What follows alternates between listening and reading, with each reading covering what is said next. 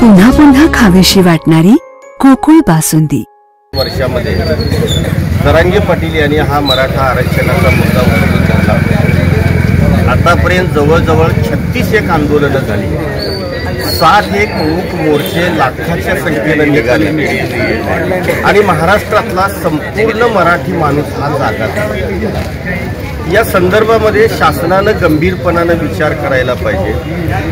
कायद्याच्या चाकोरीमध्ये कशा अडचणी येतात याचा सुद्धा सरकारसमोर मोठा केस आहे। तामिळनाडूनं दिलं गेलेलं जे आरक्षण आहे त्याचा बेस ठरावा असाही एक विचार या ठिकाणी येतोय।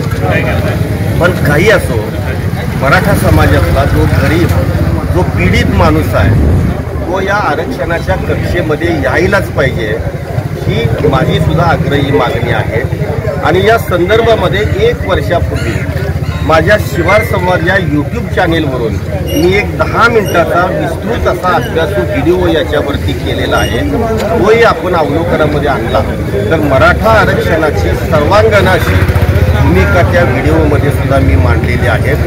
जरांगे पाटील आता पाठीमागं हटणार नाही। सरकारसमोर एक मोठा पेच निर्माण झालेला आहे।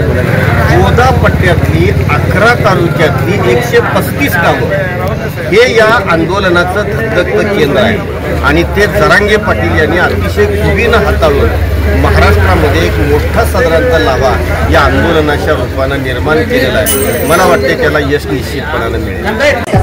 आला श्रावण श्रावण दारी हिरवाईचं तोरण। व्रतवैकल्याचा हा श्रावण गोकुळच्या श्रीखंड आणि बासुंदीने आणखी मधुर करूया।